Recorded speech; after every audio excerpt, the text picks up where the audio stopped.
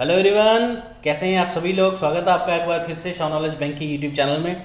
आज हम लोग इस वीडियो सेशन में डिस्कस करने जा रहे हैं जनरल साइंस के एमसीक्यू जो आपके जेके एसएसबी जेके पीएससी इन एग्ज़ाम्स के लिए बहुत ही ज़्यादा इंपॉर्टेंट होने वाले हैं। स्पेशली हमने ये कवरेज रखी हुई है जेके पीएससी के एग्ज़ाम के लिए, जिसमें हम लोग आपके फिज़िक्स, ठीक है, 15 से 20 क्वेश्चंस आपके फिजिक्स के होंगे, 15 टू 20 क्वेश्चंस आपके केमिस्ट्री के होंगे एंड देन 15 टू 20 क्वेश्चन आपके बायोलॉजी के होंगे। इसमें 50 टू 60 क्वेश्चंस आपको मिलेंगे, मोस्ट इंपॉर्टेंट वन, जो आपके एग्जाम पॉइंट ऑफ व्यू से काफ़ी ज़्यादा इंपॉर्टेंट हैं। जो इंपॉर्टेंट टर्म्स एंड जो भी ज़्यादा आपके एग्ज़ाम में आने के चांस हैं, वही सब हमने इस सीरीज़ में आपके लिए लाए हैं। तो वीडियो लास्ट तक देखिएगा, काफ़ी कुछ आपको सीखने को मिलेगा। ठीक है, तो बिना टाइम वेस्ट किए चलिए स्टार्ट करते हैं। इस वीडियो की पीडीएफ आपको हमारे टेलीग्राम चैनल पे मिल जाएगी। टेलीग्राम का लिंक आपको नीचे हमारा बिलो डिस्क्रिप्शन बॉक्स में मिल जाएगा।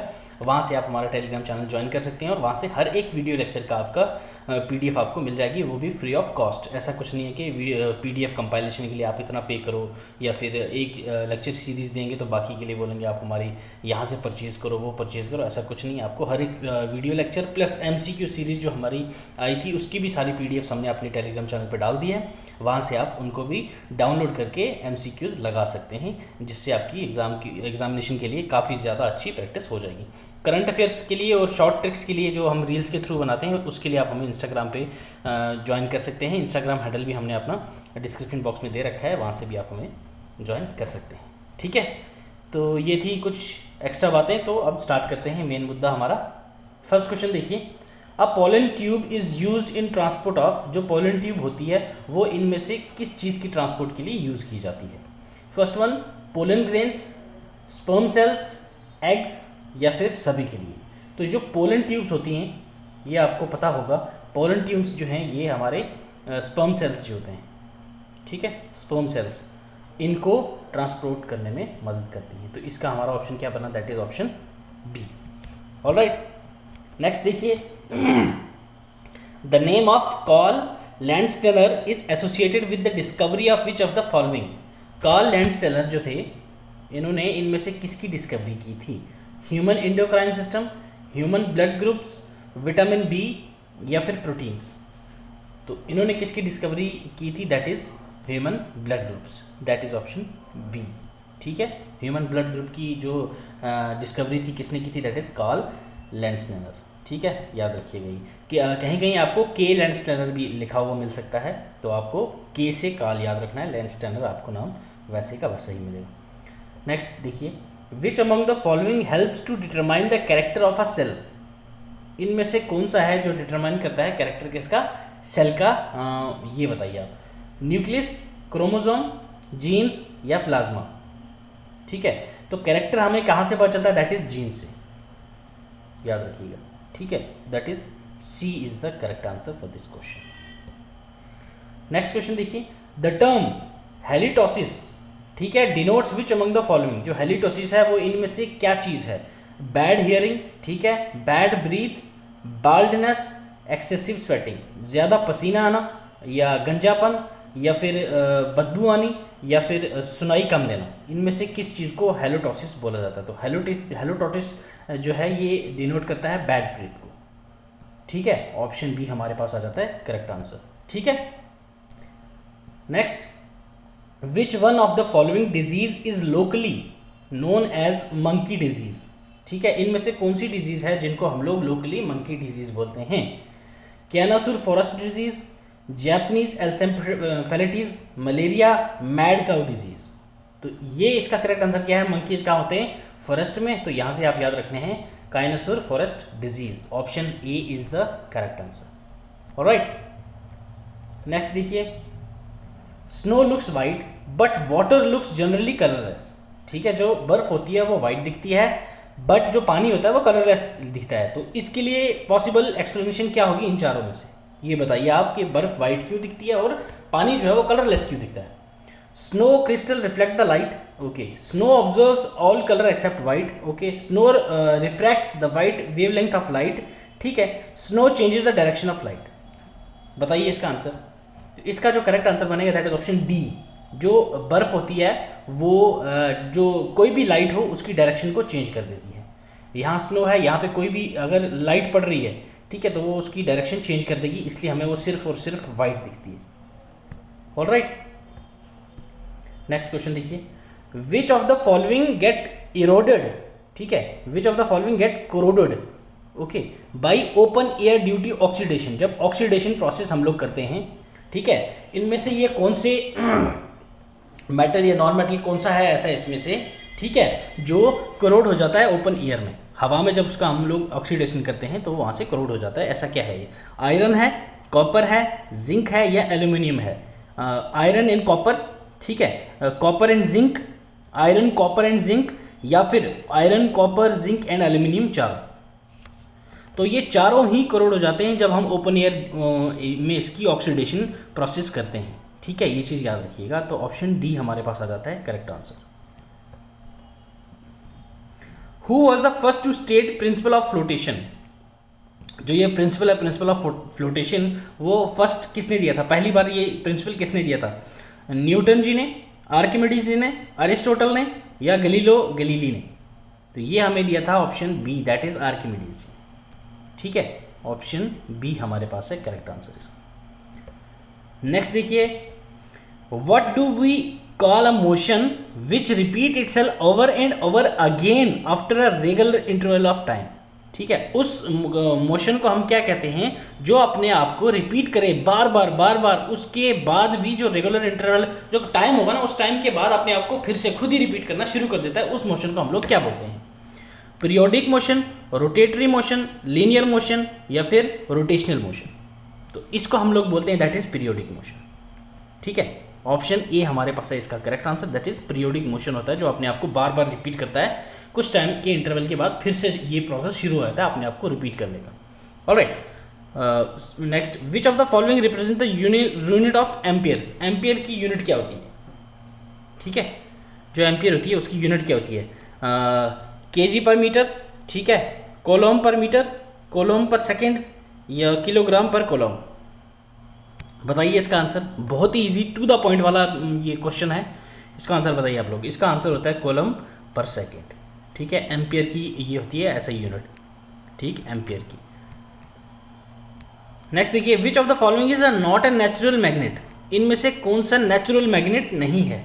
ठीक है, ये चार ऑप्शंस दिए आपको, इनमें से तीन तो हैं जो नेचुरल मैग्नेट्स हैं और एक नेचुरल मैग्नेट नहीं है, तो इनमें से कौन सा ऐसा है जो नेचुरल मैग्नेट नहीं है?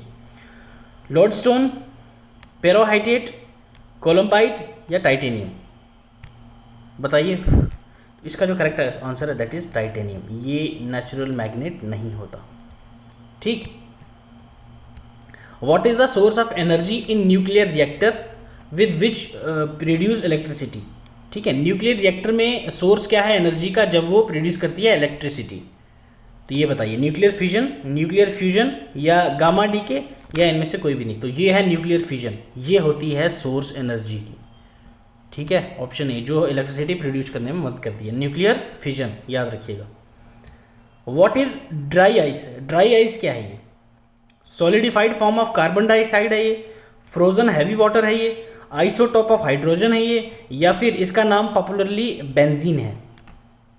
बताइए ड्राई आइस क्या है? ड्राई आइस क्या है? ये एक सॉलिडिफाइड फॉर्म है किसकी? कार्बन डाइऑक्साइड की, ठीक है, कार्बन डाइऑक्साइड CO2 उसकी ये क्या है? सॉलिडिफाइड फॉर्म है। नेक्स्ट देखिए, which of the following would came in use to treat diseased skin surfaces? इनमें से कौन सा है जो हम यूज़ करते हैं डिजीज स्किन के लिए? ठीक है, जो भी स्किन प्रॉब्लम होती है उसके लिए हम कौन सी इनमें से यूज़ करते हैं? ठीक है, एनाजेलिसिक्स, ठीक है, एंटीसेप्टिक्स, एंटीथेसिमाइंस, या इनमें से कोई भी नहीं? तो ये आप सबको पता ही होगा, ऑप्शन बी, एंटीसेप्टिक्स हम लोग यूज़ करते हैं जो स्किन की सरफेस पे बीमारी होती है उसको ठीक करने के लिए, एंटीसेप्टिक्स, याद रखिएगा, option B. What do we call a process in which water is observed by solid collides causing an enormous increase in volume? ठीक है, उस प्रोसेस को हम लोग क्या कहते हैं जहां पे पानी ऑब्जर्व हो जाता है किसके द्वारा? सॉलिड कोलाइड्स के द्वारा, जो कॉज कर देता है किसको? पानी का बढ़ाव जो है उसको बढ़ा देता है, एनॉर्मस इंक्रीज हो जाता है उस पानी की वॉल्यूम में, तो उस चीज को हम लोग क्या बोलते हैं? इम्बिबिशन, डिफ्यूजन, ये आ गया परमिबिलिटी, या फिर इनहेलेशन? तो इसको हम बोलते हैं इम्बिबिशन। ठीक है, इम्बिबिशन प्रोसेस जो होता है इसमें क्या होता है, सॉलिड कोलाइड्स जो होते हैं, ठीक है, वो पानी को अपने अंदर ऑब्जर्व कर लेते हैं। ऑब्जर्व करने के बाद ये पानी का जो लेवल है ये बढ़ जाता है। ठीक है, तो उसको हम क्या बोलते हैं, इम्बिबिशन। नेक्स्ट क्वेश्चन देखिए, which of the following animal has the longest life span. ठीक है, इनमें से कौन सा ये एनिमल है जिसकी लाइफ स्पैन सबसे ज़्यादा होती है, टॉर्टोइज, एलिफेंट, क्रोकोडाइल या फिर डॉग। तो इनमें से जो करेक्ट आंसर है दैट इज ऑप्शन ए। ठीक है, टॉर्टोइज जो है इसकी सबसे लॉन्ग लाइफ स्पैन होता है। Chromosome theory of inheritance was proposed by, जो क्रोमोसोम थ्योरी ऑफ इनहेरिटेंस है वो किसने प्रपोज की थी, ये आपने बताना है। P.A. मिशेली, लुईस पाश्चर, स्टेफन हेल्स या थॉमस हंट मॉर्गन। बताइए, जो क्रोमोसोम थ्योरी ऑफ थी अपनी इनहेरिटेंस उसको दिया था T.H. मॉर्गन ने, that is Thomas Hunt Morgan. याद रखिएगा, theory of chromosomes inheritance. Alright, next question देखिए, which of the following is the largest part of brain. ये तो सबको पता होगा। Option A fore brain, mid brain, hand brain या इनमें से कोई भी नहीं। तो ये कौन सा आंसर है हमारे पास, option A, fore brain is the largest part of brain. Which muscles are found in your belly. ठीक है, जो पेट में हमारा जो पेट के मसल्स, कौन सा मसल्स होता है जिसको हम लोग कभी कभी क्या बोलते हैं, एब्स, सिक्स पैक्स देखते होंगे ना आप लोग मूवीज में हीरोज की। तो वो जो फैट होता है बेली पे, उस फैट को हम लोग क्या बोलते हैं, पेक्टोरल्स, क्वाड्रिप्स, डेल्टॉइड्स, रेक्टस एब्डोमिनस। बताइए आप इसका करेक्ट आंसर क्या होगा। तो इसका जो करेक्ट आंसर है that is option D, rectus abdominis muscle जो है उसी मसल से ही हमारे एब्स बनते हैं। ठीक है, वो मसल होता है रेक्टस एब्डोमिनस, याद रखिए। Whose function is to carry deoxygenated blood away from heart, okay, to the lungs. ठीक है, डीऑक्सीजनेटेड ब्लड जो है उसको वो कैरी करके जाता है दिल से दूर, कहाँ पे, लंग्स पे। ठीक है, then return the deoxygenated blood back to heart. बताइए इसमें से किसका प्रोसेस है ये, जो डीऑक्सीजनेटेड ब्लड होता है उसको पहले वो हार्ट से लेके जाता है लंग्स के पास, देन उसके बाद लंग्स के पास से दोबारा से लेके जाता है वापस दिल के पास। तो इनमें से किसका प्रोसेस है ये, coronary circulation, systemic circulation, pulmonary circulation या इनमें से कोई भी नहीं। तो ये हमारे पास होता है पल्मरी सर्कुलेशन। ठीक है, ऑप्शन सी, पल्मरी सर्कुलेशन का ये प्रोसेस होता है। Which gland plays an important role in converting the food we eat into fuel for the body cells। ठीक है, इनमें से कौन सा इंपॉर्टेंट रोल प्ले करता है, इनमें से चारों में से कौन सा ऐसा ग्लैंड है जो हमारा जो फूड, हम जो खाना खाते हैं उस खाने को कन्वर्ट करता है इनटू एनर्जी, या फिर आप मान लो बॉडी फ्यूल में, जो हमारी बॉडी सेल्स के लिए एज अ फ्यूल काम करते हैं। तो ये कौन सा ग्लैंड है, गोनैड्स, पैनक्रियास, पिनियल ग्लैंड या एडर्नल ग्लैंड। तो इसका करेक्ट आंसर क्या है, दैट इज हमारे पास आता है पैनक्रियास, ऑप्शन बी। ठीक है, option B is the correct answer. Next, a goiter is also called as, goiter जो है उसको हम लोग क्या और भी नाम देते हैं, ब्रोंशियली, लर्नेक्स, ठीक है, ऑटोइम्यून डिजीज, ठीक है, या फिर इन्फ्लामेशन। जो गोइटर है उसको हम लोग क्या बोलते हैं, ब्रोंशियली। ठीक है, ब्रोंशियली, याद रखिएगा, ये क्वेश्चन टू द पॉइंट वाले क्वेश्चंस में आ जाता है। ये तो डायरेक्ट क्वेश्चन है ना, ये तो आपको पता ही होगा। Who is known as father of bacteriology. ठीक है, बैक्टीरिया को जो स्टडी करते हैं उसको हम बैक्टीरियोलॉजी बोलते हैं। बैक्टीरियोलॉजी के फादर किसको बोला जाता है, Louis Pasteur, Leeuwenhoek, Robert Hooke या एडवर्ड जेनर। तो जो बैक्टीरियोलॉजी के फादर हैं उसको क्या बोलते हैं हम लोग, उनको लुईस पाश्चर, याद रखिएगा। ठीक है, किम्बरले प्रोसेस, ठीक है, ये काफ़ी न्यूज़ में भी था लास्ट ईयर। किम्बरले प्रोसेस जो है वो किससे रिलेट करता है, गोल्ड से, डायमंड से या सेमी प्रेशियस स्टोन से या फिर एल्यूमिनियम से। तो ये किससे करता है अपना, ये प्रोसेस रिलेट करता है, that is diamonds, option B. ठीक है, diamonds. Which of the following chemical is also known as lachrymatory agent या फिर लेचरी मैटोर या फिर लेचरी मैटोरी एजेंट, इनमें से कौन सी केमिकल को बोला जाता है, मस्टर्ड गैस, टीयर गैस, डिबोरेन या फिर क्लोरीन गैस। तो ये लेचरीमेटोरो किसको बोलते हैं, दैट इज हमारे पास रहता है जो tear gas.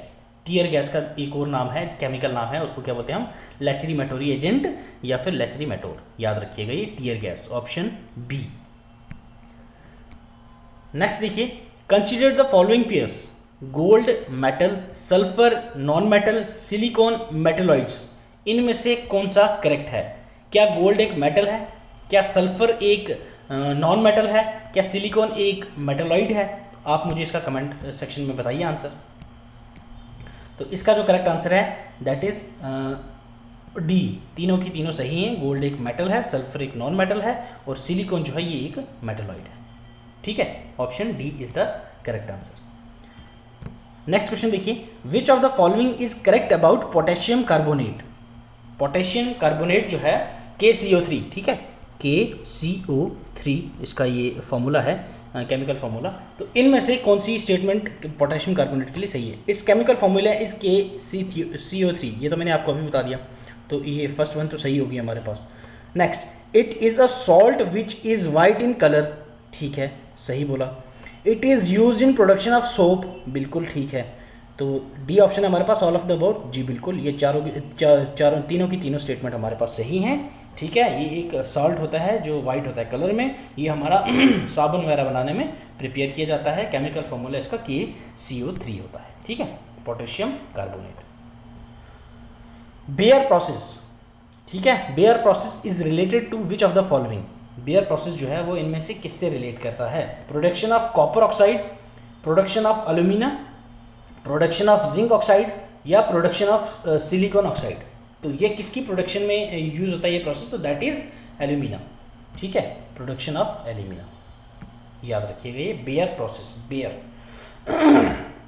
What are the products of the reaction when metal carbonate reacts with in acid? ठीक है, जो मेटल होता है वो जब रिएक्ट करता है किससे?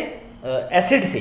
ठीक, दो, ये आपको ये बात तो पता होगी, हमारे पास रिएक्टेंट होते हैं दो, ठीक है, एक ये और +1, ये दो रिएक्टेंट मिलके हमारे पास जो बनाते हैं उस थर्ड वन को हम क्या बोलते हैं? प्रोडक्ट। ठीक है, मेटल कार्बोनेट को हमने एक जगह रिएक्ट किया किसके साथ? एसिड के साथ, मतलब ये दो क्या है? रिएक्टेंट। तो ये दो रिएक्टेंट हमारे पास कौन सा प्रोडक्ट बनाएंगे ये आपने बताना है। सॉल्ट और हाइड्रोजन बनाएंगे, कार्बन डाइऑक्साइड बनाएंगे, सॉल्ट कार्बन डाइऑक्साइड और वाटर बनाएंगे, सॉल्ट कार्बन डाइऑक्साइड और हाइड्रोजन बनाएंगे। तो ये हमारे पास करेक्ट आंसर क्या आ जाता है? हमारे पास ऑप्शन सी। एक तो सॉल्ट बनाएंगे ये, दूसरा कार्बन डाइऑक्साइड बनाएंगे और तीसरा वाटर बनाएंगे। ठीक है, इनका प्रोडक्ट क्या बनेगा? Salt, carbon dioxide and water, याद रखिएगा। Choose the correct statement. When acid and basis react, salt is formed. ठीक है, reaction between an acid and base is known as neutralisation reaction. ठीक है, बिल्कुल सही बात है ये। ठीक है, अगर हम लोग एसिड बेसिस को रिएक्ट करते हैं तो उसमें से हमें क्या मिलता है? सॉल्ट मिलता है, बिल्कुल ठीक है। अगर रिएक्शन हम करते हैं किस किस के बीच में? एसिड और बेस के बीच में, तो उस प्रोसेस को हम क्या बोलते हैं? Naturalisation reaction. तो बिल्कुल सही है दोनों ऑप्शन, तो हमारे पास क्या आएगा? Option C is the correct answer, that is both A and B is correct. Which of the following metal is a bad conductor of heat? ठीक है, बैड कंडक्टर ऑफ हीट कौन सा है? Copper, iron, lead, cobalt. तो ये हमारे पास बनता है option C, that is lead. Lead is a bad conductor of heat. Alright, next देखिए, due to which of the following acids milk taste sour when kept in an open for some time? जब दही आप बाहर रख दो कुछ time के लिए तो वो खट्टा हो जाता है, तो वो किस एसिड की वजह से होता है? तो दूध में कौन सा एसिड पाया जाता है ये आपको बताना है। Lactic acid, citric acid, acetic acid या फिर कार्बोनिक एसिड। एसिटिक एसिड किस में होता है बताइए? जो ये अपना मकड़ी नहीं होती उसकी स्टिंग में ये एसिटिक एसिड पाया जाता है। ऑलराइट, सिट्रिक एसिड किस में होता है? ये अपना फ्रूट्स में होता है, जैसे लेमन हो गया, ऑरेंज हो गया।